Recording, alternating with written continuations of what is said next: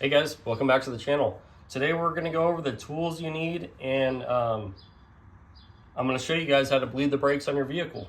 It's a super simple job. It takes a limited set of tools. You can do it. You can get what you need here for very cheap. And it's important that you do bleed the brakes on your vehicle. Brake fluid gets corrosive over time, and it can start causing corrosion to your brake lines and your caliper and all the components.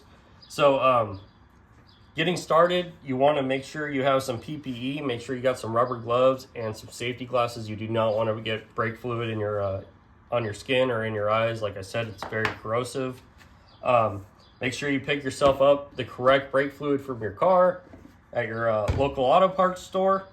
You're going to want a way to extract the fluid out of your reservoir. I have this cool handy tool right here that hooks right up to my air compressor. I pull this and I can use the hose to suck out of my reservoir. But before I had this, I got away with using a turkey baster for a long time. I will link this below because it is pretty cheap. If you have an air compressor, you might be interested in getting one of these. But turkey baster works just fine as well. Next, you're gonna want some tools on being able to break open that bleeder valve. So I used to use a line wrench. Because you have to have a hose going to the bleeder valve to bleed it off, and a line wrench allows you to pull up and pull this off if you need to use the wrench. But I found this cool Billy Tools set on Amazon. This set goes for $36, but it comes with a 7, 8, a 9, a 10, 11, and a 12. It comes with a hose and a check valve. But these are pretty neat because they have like a socket on. It's like a socket and a wrench combo. But you have your socket at the end. It's a 12-point socket, and then you have a spot to put your hose. There's a rubber like grommet in here, so you can put it right over your bleeder fitting. And then it has this nice stubby wrench where you can get in there and break your valve loose. And then if you would need it, if you're in a real tight spot, you can just slide this up, and it lets you lets your wrench swing free, or you can push it back down and then use it like a ratchet basically. But this is a super handy set. I thought it was pretty cool, so I picked one up. But you can still get away with using a line wrench. This is just something new I wanted to try out. Check it out if you guys are interested. I'll link it down below. I think it's a pretty quality product. I'm a fan of the Billy Tool stuff. They do make a lot of nice affordable stuff, and they have quite a bit of stuff on Amazon. But after that, I already had a setup, so I didn't have to use this hose out of this set. I already had a hose with my check valve on it into this Powerade bottle, and this is what I use. You want to make sure you have a check valve, because once you're pushing that fluid out, you don't want air to get sucked back up in when you let off the brake. And so this makes it so that can't happen. But I have seen people that haven't used a check valve and they just fill their container like halfway full of fluid. That way, if it does want to suck back up, it'll just suck the fluid instead of any air. How I determine when I want to change my brake fluid or when I need to change my brake fluid, unless I'm switching out a caliper or something and know I have to bleed my brakes, I use these Phoenix Systems tester strips. But very easily, you just pull one of these strips out. You can dip it into your brake fluid reservoir, and it'll tell you if it's corrosive or how corrosive it is, and it'll tell you if you need to change it or not. So that's usually what I do.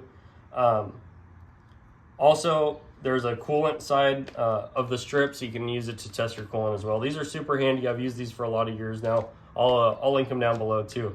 But without further ado, we'll hop right in and I'll show you guys how to do it. So all you do is you pull one out. I already ripped this one open, but they come in these little packaging, and you pull one out. One side is for brake fluid, one side is for coolant.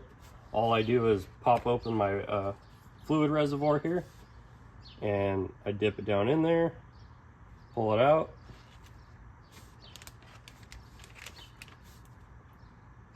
I like to dry it off a little bit, but you just compare your color to on here, and I'm right at the replace mark.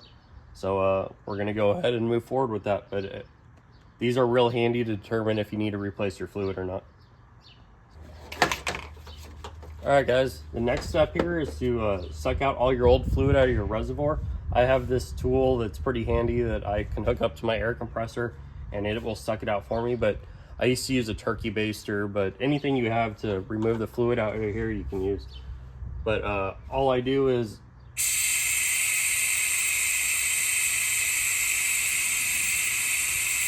suck it down as far as I can go.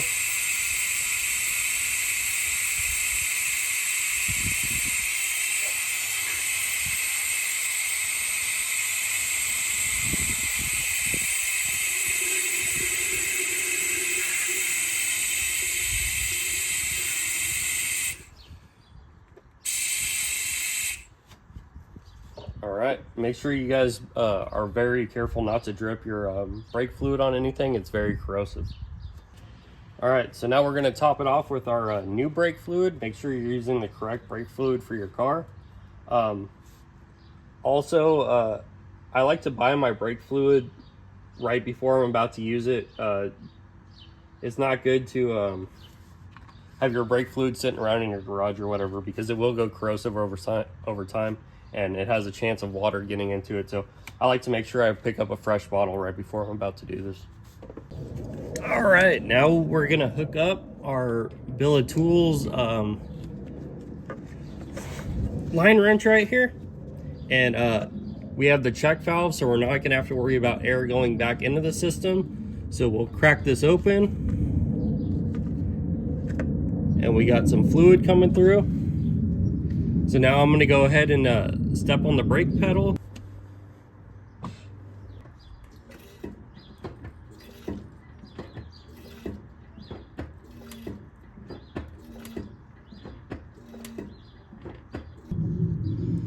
Okay, now just come back down and make sure you tighten up your fitting here, and you can disconnect and wipe up any drips or anything that come out of there, out of the fitting, and then we can move on to our next caliper. Okay, you guys want to make sure you're keeping an eye on your reservoir as you're doing this. Usually twice per caliper, I have to come over here and just make sure it's topped off. So we'll go ahead and we'll fill it up to the line again.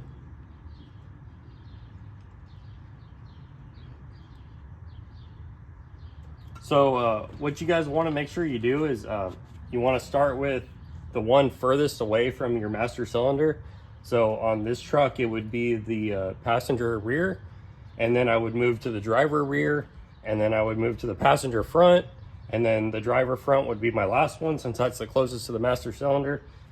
You want to do that because the ones in the rear are farthest away from the master cylinder, and you want to make sure you get all the nasty brake fluid out of there first. But that's it. I showed you guys how to do the one on the driver's front. I was supposed to start with the rear one, but those ones are kind of hard to get a camera in there so you guys can see. So that's why I did this one, but you guys want to do it that way. When you're all done, make sure you fill up your reservoir up to the correct line, and that's pretty much it. All right, guys. Well, I hope that video was useful and helpful for some of you. It's a super easy job, I know, but it is important you do it. That brake fluid will get corrosive over time, and it'll start messing with some of your components and start corroding stuff away. So make sure you go down to the description, look at the tools I listed down below. And please like and subscribe, follow the Instagram page. And I'll see you guys again soon for another video.